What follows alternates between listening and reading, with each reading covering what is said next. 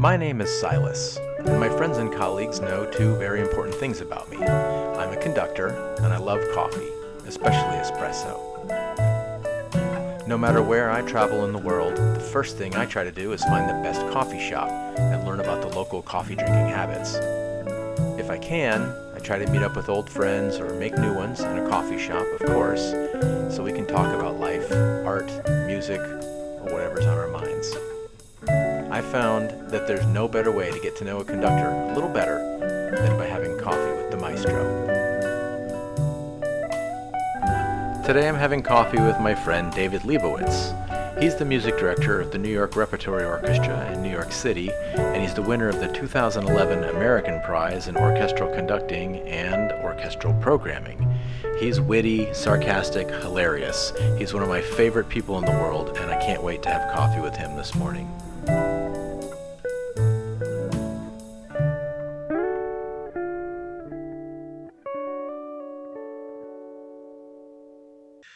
Good morning, David. How are you? Hey Silas, how's it going? I want to say that it's been a long time, but you're one of the people that I talk to kind of frequently on Zoom. Right. So I suspect we'll have a lot of dead air. Yeah, probably not much to talk about. Just nodding. Yeah. I'm having my morning beverage, which is an espresso as always. Are you drinking tea or something else? I'm drinking something else, but out of a special State Park mug. My good friend John Kesson, who plays in the New England Philharmonic in Boston, owns this restaurant, so he sent me the mug. Oh, State Park is a restaurant? Yeah, and it's really kind of an old style mug. I love it. Yeah, it's beautiful. I don't drink coffee, but I like the mug.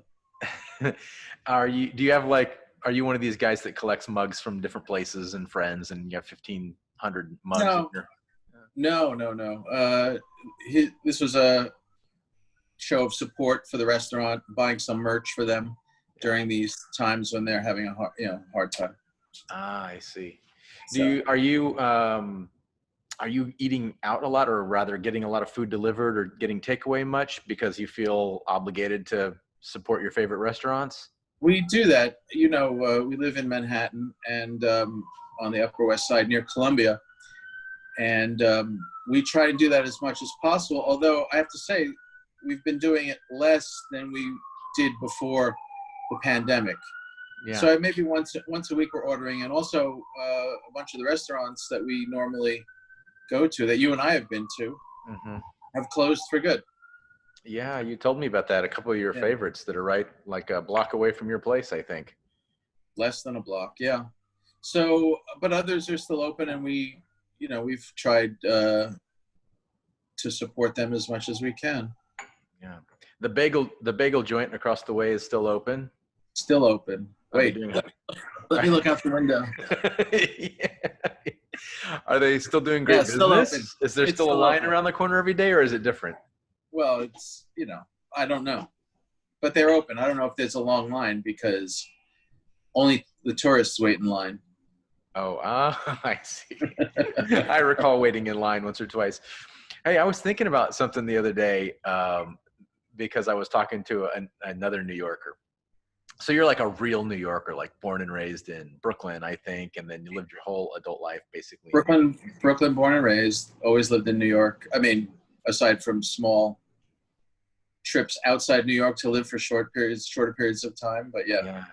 Well, I have the opposite situation. I've never lived anywhere really. The longest place I've ever lived anywhere was in Texas, where I was born and mostly raised. But since my dad was in the military, I traveled around. And then as an adult, I traveled around as well. And I was trying to figure out where I've lived the longest. And as far as addresses go, the longest address I've ever had was Astoria, Queens. Yeah. So for some weird reason, I feel like a New Yorker, although I've spent less than a quarter of my life in New York. So I know that New Yorkers take great offense when a guy like me says, I'm a New Yorker. I'm happy for you that you feel that way. Yeah, great. I mean, my wife was born, in Madison, Wisconsin, but she really grew up in Pennsylvania. But she's been living in New York for over 30 years or so. But it's a sticky question in our household. So Well, living in New York for 30 years and being married to a New Yorker, and she can't call herself a New Yorker yet? well, let me ask you this. If someone said to you, hey, Silas, where are you from?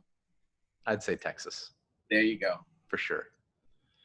But I don't feel at home in Texas anymore. I mean, I haven't lived Right. in Texas since 1996. No, I understand. I And understand. And I even think, prior to 96, I lived in Texas, and I didn't, yeah. and I did, and I didn't. I mean, honestly, I feel the question of, am I a New Yorker? Am I not a New Yorker? Is pretty stupid. Yeah, of course it is.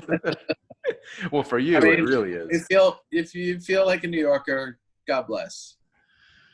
I mean, you're I'll not. tell you, God in bless. my ninth or 10th year in New York, I felt like a New Yorker. And then I left New York. And then a couple years later, I went back and I had to like look at the subway map and stuff. And then I realized I'm just a Ooh. tourist. What makes you feel like a New Yorker? It's a feeling of like being with my people or being home. I love New York, and I when I'm in New York, I feel like, yeah, this is the right kind of. I also hate New York when I'm there, as you know. I get there and I'm miserable because I'm dragging bags around and it's expensive and it's a pain in the butt to do stuff that's easy in other places. But Well, I think one of the reasons is that when you come to New York most recently, you don't really have a permanent place to stay, yeah, and you're carrying stuff around with you all the time. yes, So, and sometimes my luggage is in New Jersey.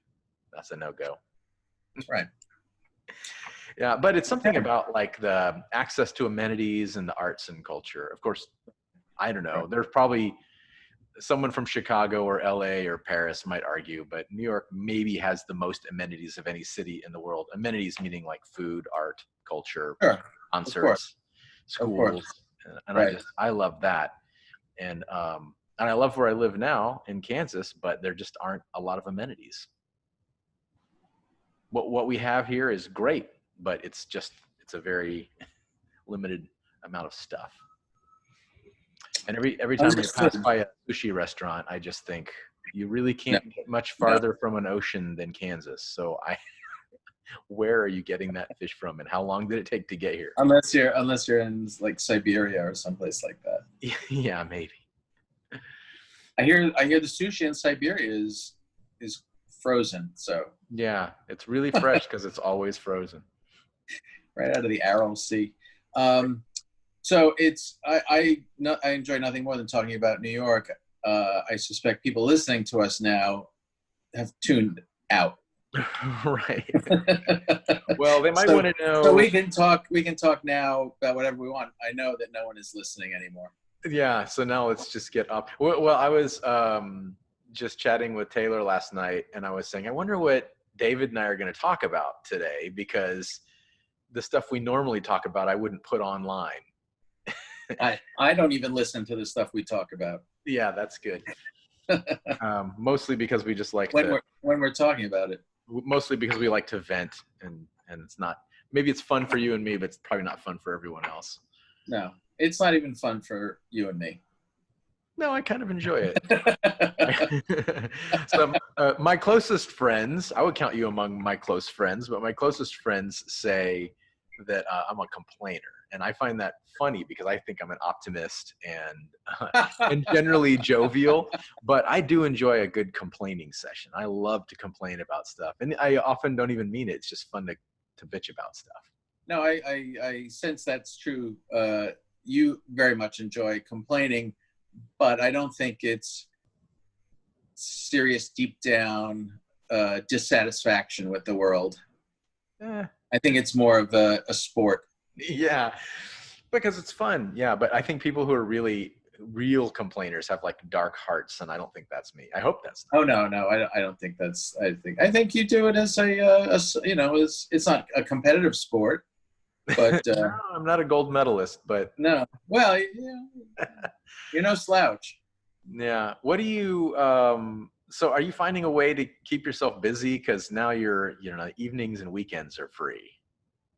Yeah, it's funny. I mean, I've always had things to do extra musically at home and things like that. For many years, I was an editor and freelance this and freelance that, and there's some of that now.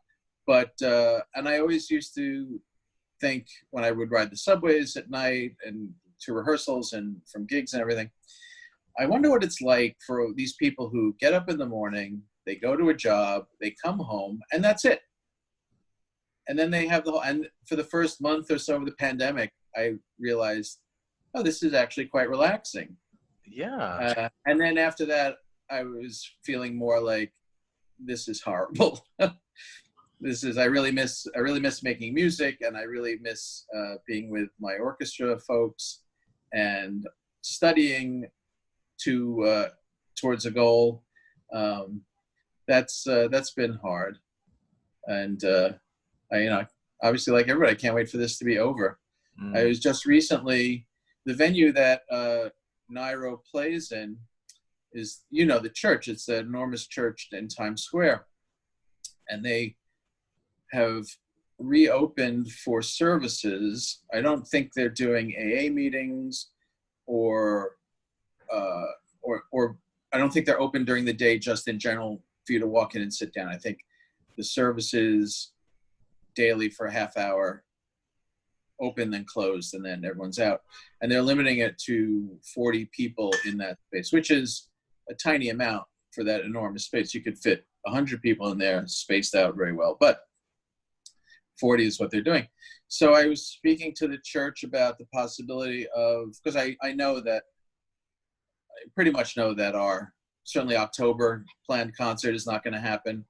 Mm-hmm. And I have doubts about our December concert. So I sent a note out to the orchestra members saying, the situation of the church is such and such, 40 people at a time. I think one of the only possible things that we could do is have a smaller ensemble, strings only, because winds and brass obviously can't play. There are no masks that work for that. And that we would stream a performance, because this church streams their services. Oh, okay. So, not that they do or don't, but I know that that's a possibility. That wouldn't matter. We could do that. So I've been in the process of polling our string players and seeing what they think and their comfort level. And some people are fine with it, and a lot of people are not. As of August 1st is tomorrow, wouldn't be comfortable, not just playing, even if we were spread out, but traveling to and from subways and buses and Times Square. And I understand Times Square is not the busy, obviously not the busy, safe, as safe. I don't know that for a fact, but I mean, obviously there are not a lot of tourists, if any. And, it's much quieter. And so that's a situation. And I haven't officially said anything to the orchestra, but I suspect it's not going to happen, which is, I suspect we're not going to do anything till 2021. Do you think that your players would be interested in doing real chamber music, like quartets or sextets or something that's sort of conductorless, or it's either string orchestra or nothing? What do you think? Well, I think enough people are interested to play chamber music. From the responses, but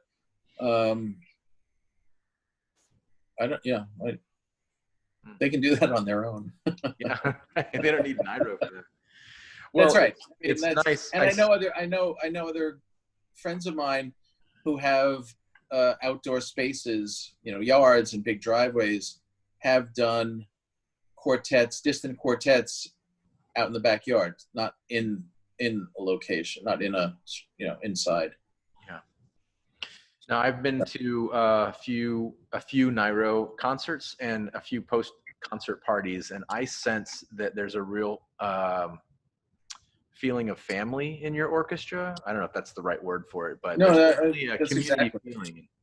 Yeah, no, very much, very much. And the notes that I've gotten from people, even who are uncomfortable about coming in to do it, have been very supportive about the feeling of family and wanting to get back together. And so someone sent me a very nice note that they felt that even when we were not together, they felt that we were still the group and the family, no matter what, until we can get back together. That doesn't change anything. So that was very nice to hear. But it's hard not to be able to plan. I've always been someone who has more motivation to work towards a goal. It's very hard to work towards not a goal. To just sit down with something and say, oh, I'm going to learn this piece now. Mm-hmm. Because the practical elements involved are not the same. Right. Sort of in the abstract, it's different.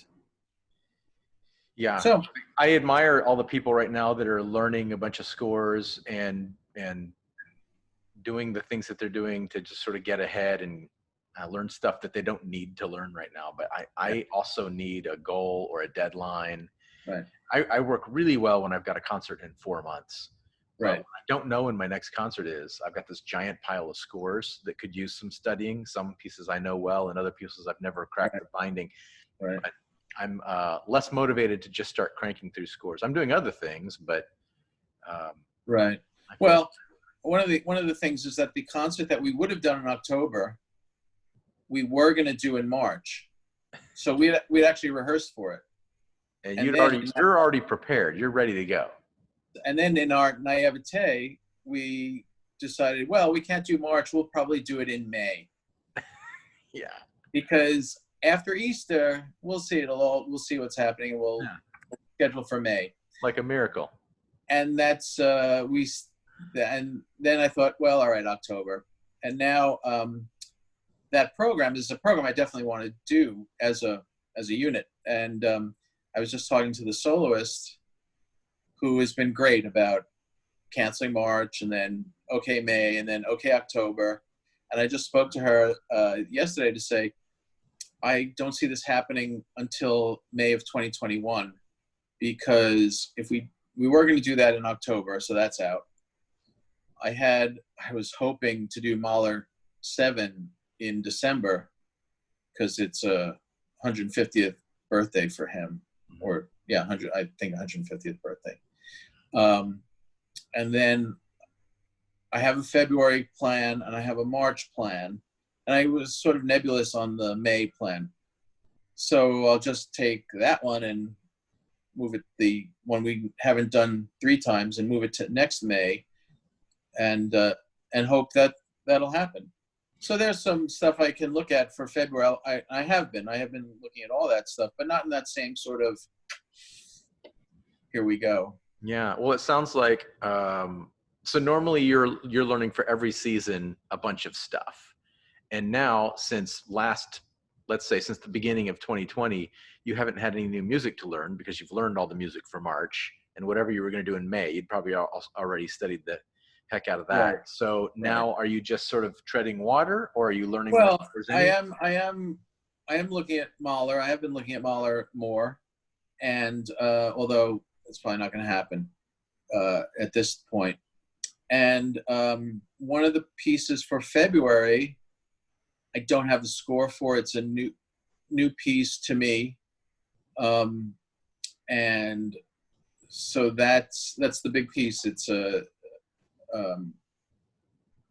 piece that I don't know, and I don't have this. As I said, I don't have the score for it, so I can't really look at it. Some of the pieces on that program I do know, so that's not a big deal. The stuff that we would do in March is stuff I do have access to, so that's less of an issue, and I'll start looking at that.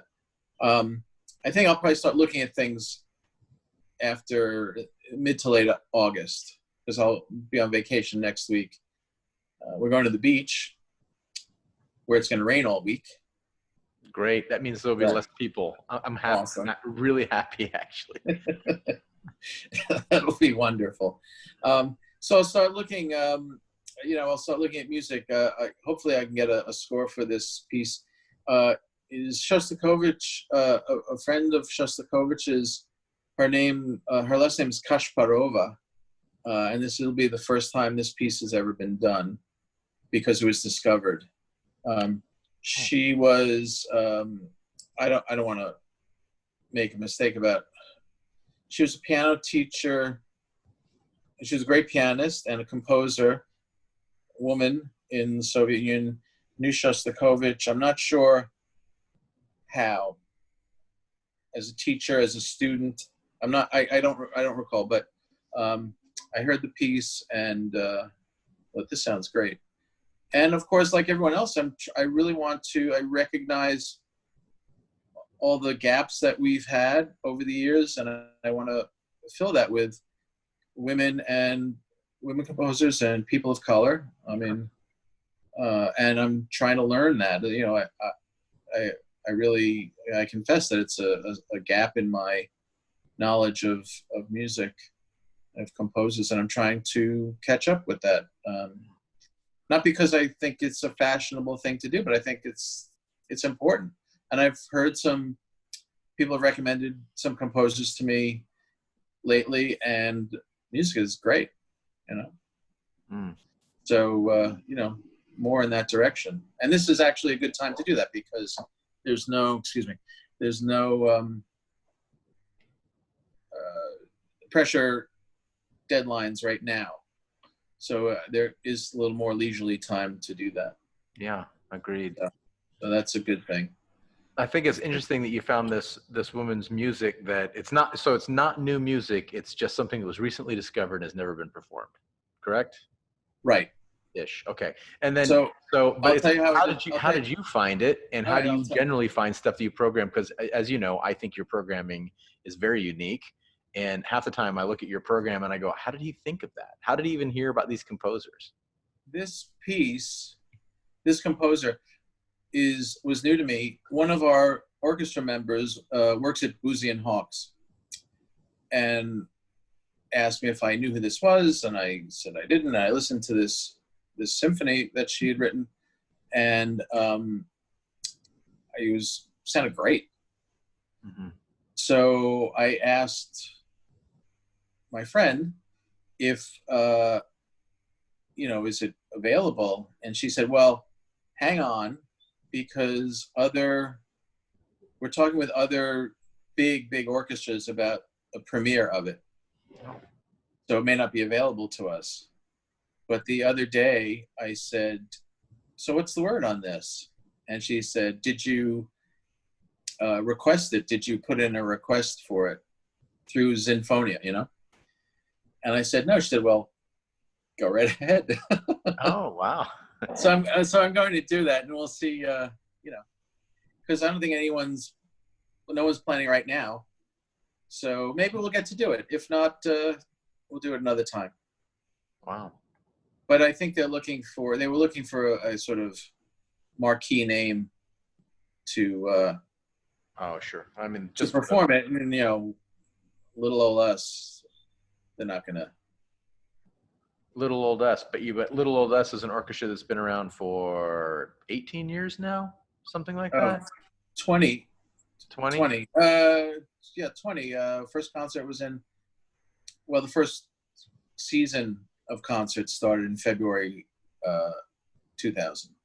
And can you even recall at this point how many world premieres you've done or how many pieces you've commissioned? I mean, it's a lot. We've commissioned a lot. Not always world premieres, but a lot of New York or US premieres. Mm-hmm. Because a lot of the music that we do exists, but doesn't get played. Yeah.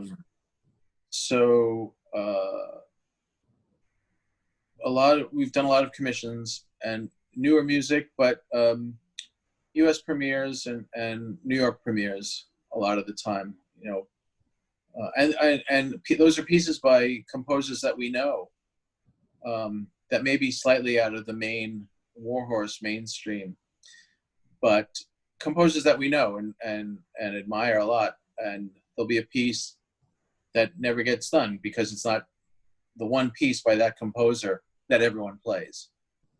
Right. Like, for example? Oh, geez, I can't. I'm going to go online for a moment behind your back. Okay. And I'm looking at the monitor behind me.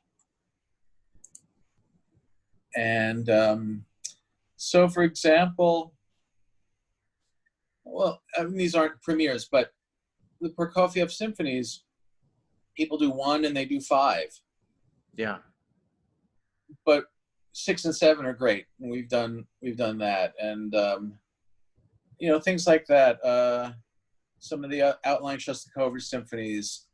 I mean, we've done all the Sibelius symphonies. Well, we will when we do 7. But people do 2 or they do 5.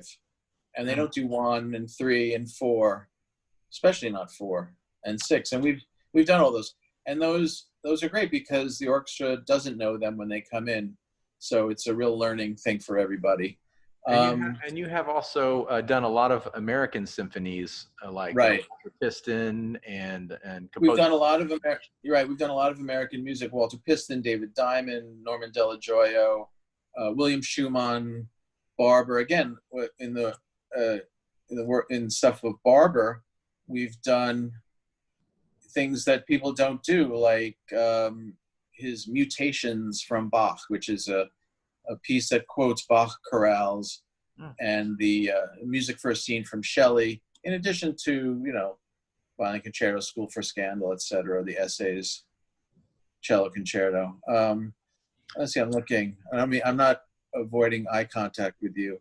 But, things like Busoni, some of the pieces by Busoni that aren't done, pieces by Chausson that don't get played. A favorite of mine is Chausson. But I try and do a lot of American music as well. Stuff by Harold Farberman we've performed world premieres of, that he was happy for us to perform. So I think because our audience is probably mostly conductors, I think most conductors know who Harold Farberman is, but many of them don't know that he's a composer. Yes. And Harold and I were very friendly, and I think one of the reasons is that I was not a student of his. Yeah, I was gonna say, how is anyone friendly with Harold Farberman? Yeah, so I think because we weren't teacher-student, we were friendly. Yeah. We were able to be friends because I certainly know and have dropped in on the workshop up at Bard and sat with him on the stage and watched all that. As probably anyone watching this knows exactly what that was like. And but I was I had sort of favored nation status, and his music is very good. It's hard, but it's very good. I like performing it. And we did several premieres that he was gracious enough to point our way, and get me on board with. I do try and do that. One of my favorite composers to do and to do more of going forward is Bohuslav Martinu. And we've done several of the symphonies, we've done several of the concertos, and I think that's a composer that needs so much more championing right now. Very, very amazing music. That's kind of our thing. You know this, but I will mention it, that since we started performing concerts in 2000, we've never repeated a piece, except for one time we performed a concerto twice, and that was a logistical question. And I think I'm interested to hear your thought on this, but I think most music directors or most boards and executive directors are afraid to program in this way because they think the audience wants to hear Tchaikovsky symphonies and Beethoven 5 and Rachmaninoff concerti over and over again. Those pieces are great. I love them. I hope to conduct all of those pieces many times in my career, but you don't program that way. And what do you think your audience thinks about that? I think over the years, our audience has come to trust us, to know that they're going to hear amazing soloists, first of all. Mm-hmm. We regularly have principal players from the Philharmonic and the Met Opera, and singers who perform, singers from the Met. And so they're going to hear that, which is amazing. And they're going to hear those people do more unusual solo repertoire.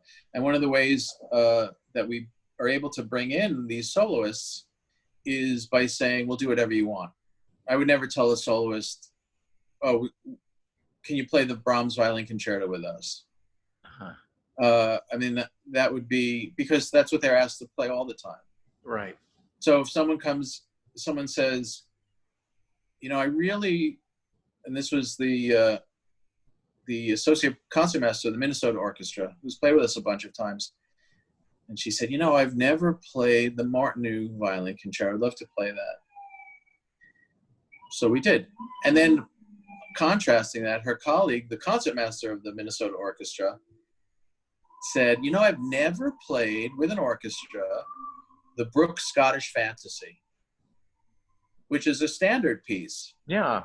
But she had never performed it as a concerto. You know, she had worked on it probably as a student and maybe in recital, but had never done it with an orchestra. So that was a great opportunity to do that. Yeah. Or, you know, examples of that, of pieces that we've done because of that, is the Stravinsky Violin Concerto, the Barber Cello Concerto, the Cello Concerto by Vernon Duke, you know, who is a songwriter, you know, a great American songbook style Hollywood Broadway composer. But his real name was Vladimir Dukelsky, and he was educated in Russia and wrote this fantastic cello concerto. So that's one way to bring in really great soloists, and then doing more unusual things. But the other thing is, I understand the need for organizations to do standard repertoire up to a certain point. But if an orchestra has done Dvorak 9 and Dvorak 8, and maybe even Dvorak 7, why not do 6? I mean, 6 is, of all those 4, it's a little less done.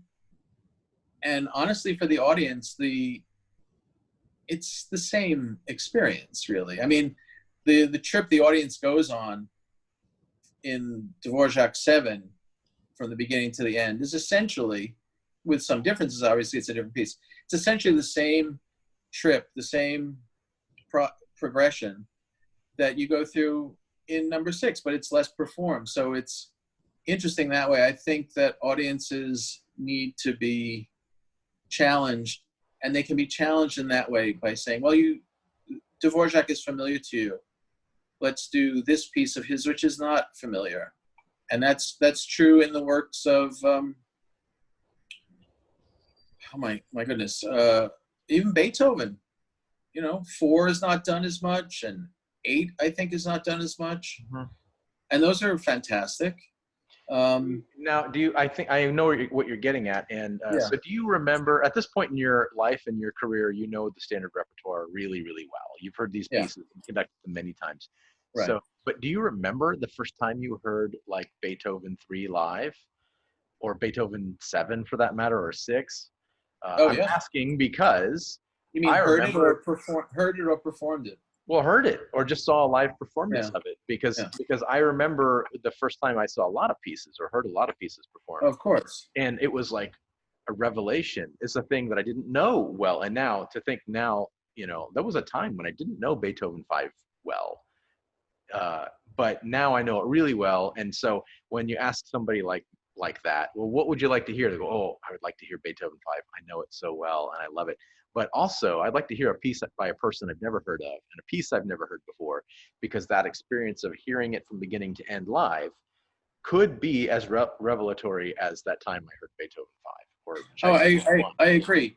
And that carries out for the orchestra as well, because my players are really good and have a lot of experience and have played a lot of music, but I would not be surprised if 90% of the music we perform in a season, any one of them has performed before.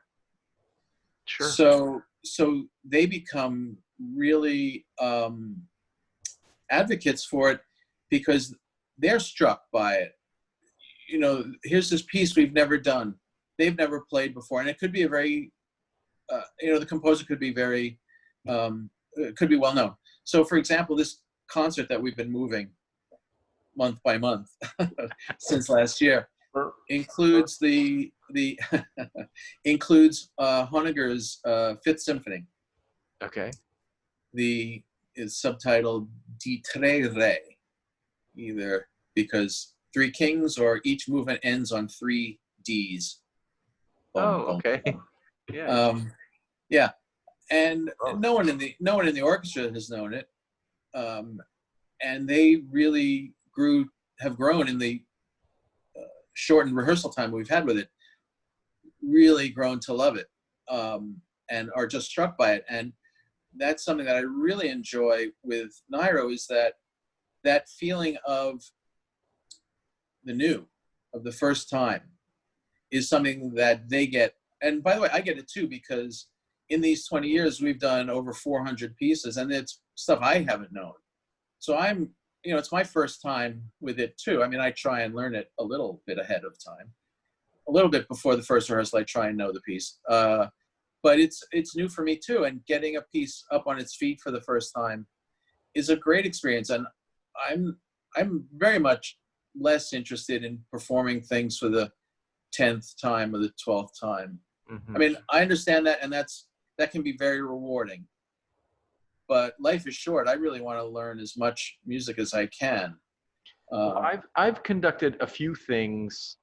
A number of things I've conducted more than once live, and a few things I've conducted 3 or 4 times. And the only thing I've conducted more than, let's say, 10 times is the Nutcracker. Sure. But there, somewhere in there, around the 6th time or the 7th time you've conducted something, it becomes so naturally a part of you that not only can you conduct it easily and it's almost from memory, but it just musically, it just unfolds in a really elegant way and really organically. And I almost never get that on the first performance of anything. And so, no, of course not. Of course not. Do you long for that? Like, let's say with this Honecker piece, for example, you're going to conduct it in God knows when, next spring, probably. Maybe. And then that's it. You don't care to ever conduct it again? Well, one of the things, because this is not the only orchestra I do get a chance to repeat things. Okay. And I do like that. I do like that in a different way. I think if I had to choose, I would want to do something. I'm interested in the new music, for me, not necessarily new music written yesterday, but music that's new to me, because that whole exploration is really wonderful. And that feeling of when you perform it for the first time for yourself and for the orchestra, then that's when you know it. And I feel like all the new music, I have my monitor behind you, behind you. I have my monitor, and I'm looking at all the pieces and looking at this list of all the pieces, and I remember all of it. Pretty much, I remember all of it in one way or another. And I've thought about the idea that after 20 years, we'll just start from the beginning and do all the same programs again. Well, that's next year, so you better crack out those old dusty scores. Pandemic. But yes, and the pieces that I performed on multiple occasions, Beethoven, and it's going to be the Beethoven symphonies and Brahms symphonies. I feel very much like, wake me up, shake me at 3 a.m, Brahms 2. Got it. I mean, maybe that's a little glib, but I feel those are very much a part of me. And also, I don't know that performing them again there's so much a part of me that the performing it again, I was going to say maybe it's not as different as just having it, but it is. Of course it is. So that's a dumb thing to say. Well, you know what I've just discovered in the last year, since I'm sort of new to academia, is that I'm conducting pieces with my university orchestra that are pretty standard repertoire, and that guys like you and me would roll our eyes at, because of course I know. Oh no, I wouldn't roll. I don't roll my eyes at standard repertoire. I think it's standard for a reason. Well, I just mean because you're so familiar with it. Like if someone said, hey, have you ever heard of the Carmen Suite? And you're like, well, yeah, I mean, of course. But my students had never played it before. Of course, right. And they'd never played Fauré's Pavane, and they had never played Dvorak, 8. And these are pieces that all conductors know really well and could probably do from memory if you've even been conducting for a couple of years. And I really enjoy knowing a piece really, really well and showing it to musicians who don't know it, who've either never played it or never even heard it. And I feel like if I was showing them something new that I was kind of learning just a couple of weeks or months before I showed it to them, that's a different experience from showing them Dvorak 8, because I know Right. Dvorak 8 forward and backward, Right. and I could Right. really teach young musicians that piece. And so that's Right. something I enjoy. I also like Right. doing new music. We did a world premiere in February, and that was a thing that up until the dress rehearsal, the day before the concert, when the composer showed up, we were still learning and adjusting and kind of Oh, like of course, getting of it right. course, that happens. Of course, that has to happen with a new piece with if the composer's around. The thing though that I want to make clear is that when I bring a new piece to the orchestra, I I do know it. Yeah, of course. But I Because mean, if but I feel, you don't know because whatever. I have to be able to take them through it. Yeah. I can't say like, I wonder how this goes. Let's see. No, I understand. Yeah, But like whatever symphony is new to you that you're going to do next season, or let's say two yeah. seasons from now, you don't know that as well as you know Brahms too. You couldn't. No, no, no, no. But exactly right. And I was just thinking while you were saying that, pieces that are done all the time. You know, we don't. We may have a favorite book that we reread every couple of years, but I don't read the same book 5 times a year. As Right. much as I liked it. I mean, I like The Lord of the Rings, but I'm not reading that every year. You know, I may, and yes, there may be people who do, but I'm interested in new things I don't know. Yeah, and returning to something familiar is great. And you know, we have I and the players in NYRO. Many of them have other outlets for performing that music because there are many other orchestras in town that our players also play with that do more standard rep, Mhm. and that's great. That's great. I conducted an orchestra for about 10 years out on Long Island, and I did not do the programming. I had some input, and then and then it was either taken or ignored, and that was all standard repertoire. I mean, there was always nothing past, I'm going to say 1910.